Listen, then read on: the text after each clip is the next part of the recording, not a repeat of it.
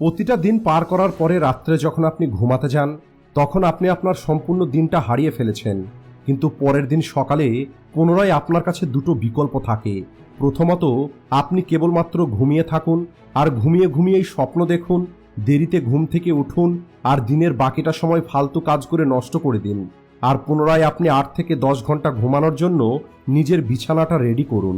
আর দ্বিতীয় বিকল্প হলো আপনি ঘুম থেকে দ্রুত উঠে পড়ুন, যে স্বপ্ন আপনি দেখেছেন সেই স্বপ্ন পূরণ করার জন্য আপনি পরিশ্রম করুন, এক্সারসাইজ করুন, জিমে যান, নলেজ গেইন করুন, বই পড়ুন, সেই প্রত্যেকটা কাজ করুন যে কাজগুলো আপনাকে আপনার লক্ষ্যের কাছাকাছি নিয়ে যাবে, যে কাজগুলো আপনাকে আপনার স্বপ্নটা পূর্ণ করতে সাহায্য করবে।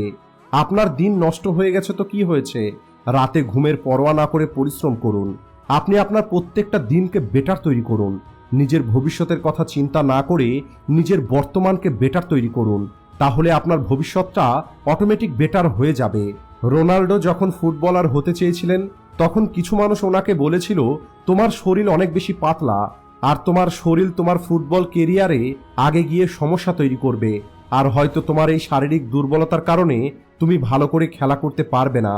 তখন রোনাল্ডো নিজেকে ফিট রাখার জন্য জিমে জয়েন করে, আর আজও রোনাল্ডো সেই প্রত্যেকটা কাজ করে যা ওনাকে বাকি সমস্ত প্লেয়ারের থেকে আলাদা তৈরি করে রাখে, যা ওনাকে ওনার ফিল্ডে বেস্ট তৈরি করে রাখে।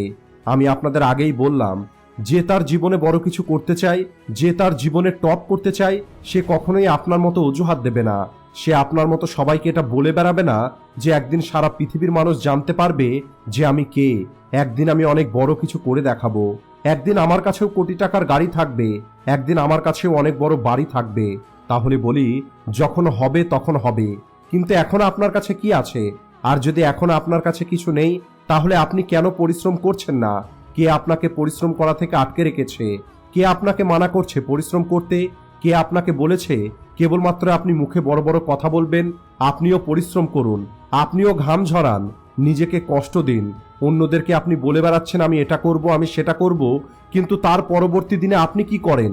আপনি সেটাই তো করেন যেটা আজ পর্যন্ত আপনি নিজেকে ধ্বংস করার জন্য করে এসেছেন, আর সেটা হলো টাইম পাস। বই না পড়ে আপনি ঘুমিয়ে থাকেন, জিমে না গিয়ে বন্ধুদের সঙ্গে ঘুরে বেড়ান, কাজ না করে আপনি মুভি দেখেন, 6 ঘন্টা থেকে 8 ঘন্টা আপনি মোবাইল চালান, আর কঠিন পরিস্থিতির মোকাবেলা না করে আপনি অজুহাত খোঁজেন। আপনি সেই সব কাজ করেন যে কাজগুলো আপনাকে ধ্বংসের দিকে নিয়ে যাবে, আর এই সব কিছু করার পরে আপনি বলেন যে আমি একদিন অনেক বড় কিছু করে দেখাবো। কিন্তু বাস্তব জীবনে যে বড় কিছু করতে চায় সে ঠিক ততটাই ঘুমায় যতটা ঘুমানোর পরে ঘুম থেকে উঠে তার আফসোস হবে না যে আমার কাজ করার সময়টা আমি ঘুমিয়ে কাটিয়ে দিয়েছি। এই কারণে এরা পরিশ্রম করে, নিজের ঘাম ঝরায়, নিজেকে কষ্ট দেয়, আর এমনটা এরা বারবার করে, আর ততক্ষণ পর্যন্ত করতে থাকে যতক্ষণ এদের স্বপ্নটা সত্যি না হয়ে যায়। আপনি মহান তখন হবেন না যখন আপনি একটি সহজ রাস্তা বেছে নেবেন আর সেই সহজ রাস্তায় আপনি চলবেন। না আপনার কোনো কষ্ট হয়েছে, না আপনি আঘাত পেয়েছেন, না আপনি ঘাম ঝরিয়েছেন, না আপনি নিজেকে পুড়িয়েছেন, বরং আপনি মহান তখনই হতে পারবেন যখন আপনি একটি সঠিক রাস্তা বেছে নেবেন। যদিও সেই রাস্তাটা অনেক কঠিন, ওই রাস্তায় আপনাকে হাজারো সমস্যার মোকাবেলা করতে হবে, ওই রাস্তায় আপনাকে অনেক বেশি কষ্ট সহ্য করতে হবে, তারপরেও আপনি হার না মেনে নিয়ে ওই রাস্তায় এগিয়ে গেছেন। আপনি এটা একবারও ভাবেননি যে জীবন আপনাকে কত বেশি কষ্ট দেবে, কত বেশি বাধা দেবে, কত সমস্যা আপনার সামনে নিয়ে আসবে। কিন্তু এই সমস্ত বাধাগুলো অতিক্রম করে যখন আপনি আপনার লক্ষ্যে পৌঁছাবেন তখনই আপনাকে মহান বলা হবে। মনে রাখবেন, যদি আপনি আপনার জীবনের সমস্যাগুলো থেকে পালিয়ে যান তাহলেও আপনাকে কষ্ট সহ্য করতে হবে, আর যদি আপনি এই সমস্যাগুলোর মোকাবেলা করেন তাহলেও আপনাকে কষ্ট সহ্য করতে হবে, কিন্তু এই কষ্টটাই আপনাকে ভিতর থেকে মজবুত তৈরি করবে। এখন সিদ্ধান্তটা আপনার হাতে, আপনি কি কোনো কিছু না করেই কষ্ট সহ্য করতে চান, নাকি জীবনে বড় কিছু অর্জন করার জন্য কষ্ট সহ্য করতে চান?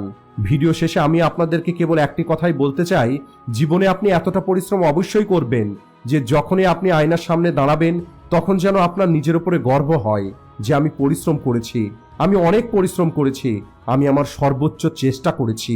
All the best.